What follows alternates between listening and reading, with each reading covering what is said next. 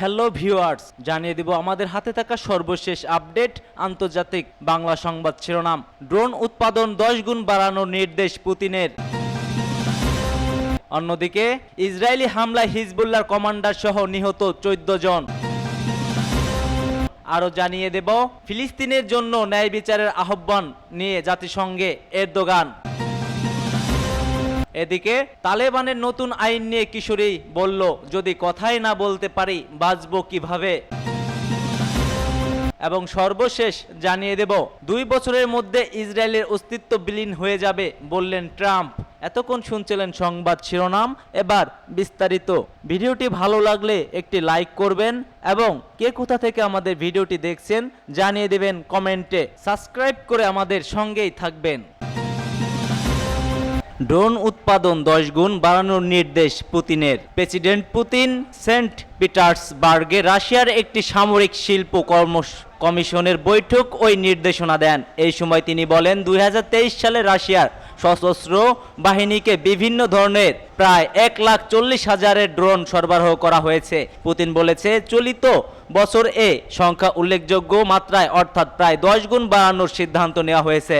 2022 সালের ফেব্রুয়ারি মাস থেকে ইউক্রেনে বিশেষ সামরিক অভিযান চালিয়ে যাচ্ছে রাশিয়া। দুই দেশের মধ্যকার প্রায় 1000 কিলোমিটার দীর্ঘ সীমান্তে যুদ্ধে মূলত আর্টিলারি ও ড্রোন ইউনিটগুলো ব্যবহার করেছে উভয় দেশ। লোকবল ব্যবহার না করে হামলার কাজে ব্যবহার করা যায় বলে রাশিয়া ও ইউক্রেন উভয় দেশ সামরিক ও সময়ে ড্রোন উৎপাদনের দিকে ঝুঁকে পড়েছে।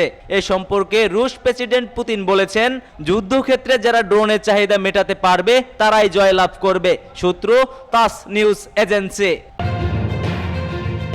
ইসরায়েলি হামলায় হিজবুল্লাহর কমান্ডার সহ 14 জন নিহত।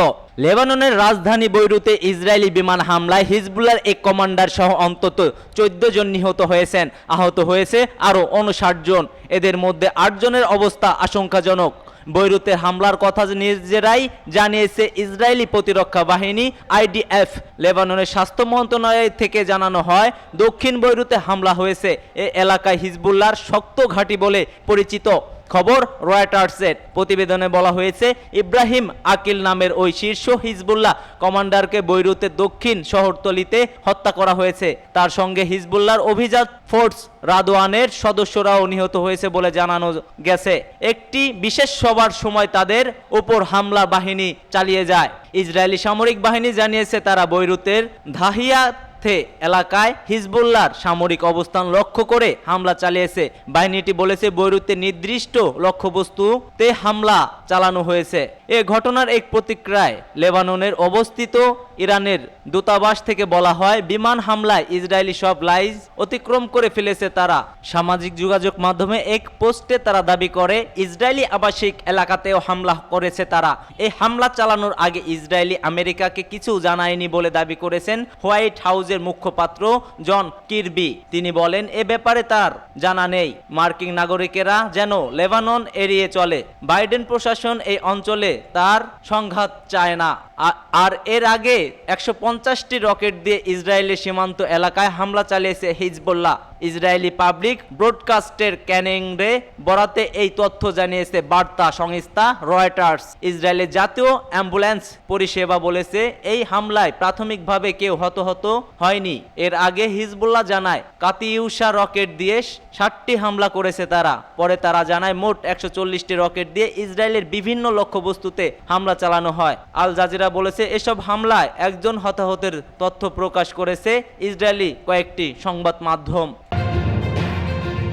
ফিলিস্তিনির জন্য ন্যায় বিচারের আহ্বান জানিয়ে জাতিসংঘের কাছে এরদোগানের প্রত্যয়।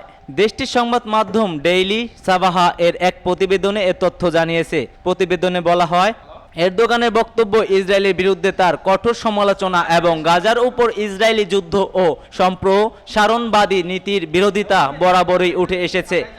বিশ্বের রাষ্ট্র প্রধানের এই অধিবেশনে এরদোগান 14তম বারের মতো উপস্থিত থাকবেন এবং প্রথম দিনেই তিনি ফিলিস্তিনের পূর্ণ সদস্যপদ এবং আরও বেশি দেশীয় স্বীকৃতি পাওয়ার জন্য প্রয়োজনীয়তা তুলে ধরেছেন। এরদোগান পূর্ব জেরুজালেমকে রাজধানী করে একটি স্বাধীন ফিলিস্তিনি রাষ্ট্র প্রতিষ্ঠার গুরুত্বকেও তুলে ধরেন। তুরস্ক ইতিমধ্যে ইসরায়েলের প্রতি তার কঠোর মনোভাব জানিয়েছে এবং এরদোগান ইসরায়েলের নেতৃত্বকে হিটলারের সঙ্গে তুলনা করেছেন। তুরস্ক ইতিমধ্যে ইসরায়েলের বিরুদ্ধে আন্তর্জাতিক আদালতে মামলা করার জন্য দক্ষিণ আফ্রিকার প্রচেষ্টা যোগ দিয়েছে এবং প্রেসিডেন্ট এরদোগান অন্য দেশকেও এই প্রচেষ্টার অংশ নেওয়ার আহ্বান জানাবেন। জাতিসংঘ অধিবেশনের পাশাপাশি এরদোগান অন্য নেতাদের সঙ্গেও গাজা এবং মধ্যপ্রাচ্যের সাম্প্রতিক পরিস্থিতি নিয়ে আলোচনা করবেন। সূত্র ডেইলি সাবাহ। তালেবানের নতুন আইন নিয়ে কিশোরী বলল, যদি কথাই বলতে না পারি বাঁচবো কিভাবে। প্রাত্যহিক জীবনের সবচেয়ে আকর্ষণীয় কাজ প্রতিদিন ইংরেজি শিখে যাওয়া। রাজধানী কাবুল থেকে বন্ধুদের সঙ্গে বসে বাসে করে যাচ্ছিলেন প্রাইভেট কোর্স করতে। বন্ধুদের সঙ্গে গল্প করতে করতে আর হাসতে হাসতে প্রতিদিন 1 ঘন্টা নতুন কিছু শিখে। তালেবান আফগানিস্তান ক্ষমতা দখল করার পর শনিবার জীবনের যে শূন্যতা গ্রাস করেছে, ইংরেজি শিখতে যাওয়ার কিছু সময়ের জন্য তা থেকে তাকে মুক্তি এনে দেয়। অন্য কোনো দেশ থাকলে শাবানা হয়তো আগামী বছর উচ্চ মাধ্যমিক পাশ করত। ব্যবসা প্রশাসনের উচ্চতর ডিগ্রি অর্জনের যে স্বপ্ন দেখে, সে পথে আরেকটু অগ্রসর হতে পারত। আফগানিস্তানের শাবানা এবং তার মতো অন্য সব কিশোরী গত 3 বছর ধরে সাধারণ শিক্ষা থেকে বঞ্চিত হচ্ছে। দেশটির মাধ্যমিক স্কুলে মেয়েদের প্রবেশ নিষেধ করা হয়েছে। 2 বছরের মধ্যে ইসরায়েলের অস্তিত্ব বিলীন হয়ে যাবে বললেন ট্রাম্প। ইসরায়েলপন্থী সম্মেলন ইসরায়েলি আমেরিকান কাউন্সিলিং ন্যাশনাল সামিটে গিয়ে তিনি একথা বলেছেন। আগামী 5 নভেম্বর যুক্তরাষ্ট্রে প্রেসিডেন্ট নির্বাচন, আসন্ন নির্বাচনকে সামনে রেখে বিভিন্ন স্থানে প্রচারণায় ব্যস্ত সময় পার করছেন ট্রাম্প। তবে প্রতিদ্বন্দ্বী ডেমোক্রেটিক্স প্রার্থী কমলার সঙ্গে বিতর্কের সুবিধা করতে না পারায় বেশি বিপাকেই আছেন তিনি। সম্মেলনে ইহুদি ভোটারদের সমর্থন না পাওয়ায় দুঃখ প্রকাশ করে সাবেক এই প্রেসিডেন্ট বলেন, আমেরিকা ইহুদিদের মধ্য তিনি হ্যারিসকে সমর্থন করার প্রবণতা দেখতে পাচ্ছেন।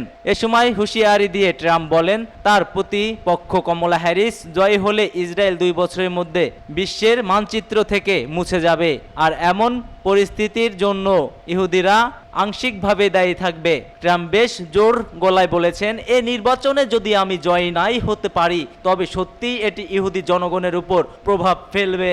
কেননা যদি 60 থেকে 40% মানুষ শুক্রে ভোট দেয় তবে আমার মতে 2 বছরের মধ্যে ইসরায়েলের অস্তিত্ব বিলীন হয়ে যাবে। পিউ রিসার্চের সাম্প্রতিক এক জরিপে দেখা গেছে ট্রাম্পের চেয়ে কমলার পক্ষে আমেরিকান ইহুদিদের সমর্থন বেশি। ওই জরিপের মতে 65% ইহুদি কমলাকে সমর্থন জানিয়েছে, আর মাত্র 34% সমর্থন ছিল ট্রাম্পের পক্ষে। সম্মেলনে বিগত 2016 থেকে 2020 সালের নির্বাচনে আমেরিকান ইহুদিদের 30%-এরও কম ভোট পেয়েছিলেন বলে দাবি করে দুঃখ প্রকাশ করেন ট্রাম্প।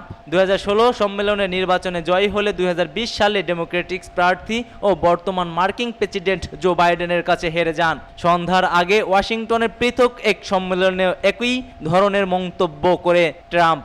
এবার গুরুত্বপূর্ণ প্রতিযোগিতামূলক অঙ্গরাজ্যগুলোতে ইহুদি ভোটারদের সমর্থনকে অগ্রাধিকার দিচ্ছে ট্রাম্পের প্রচার শিবির। মার্কিন ইহুদিরা কয়েক দশক ধরে ফেডারেল নির্বাচনে ডেমোক্রেটিক্সদের দিকে প্রবলভাবে ঝুঁকছে এবং এ ধারা অব্যাহত রয়েছে। তবে এবারে নির্বাচনে জয় নির্ধারণে ইহুদিদের ভোট সামান্য পরিবর্তন আনতে পারে বলে মনে করা হচ্ছে।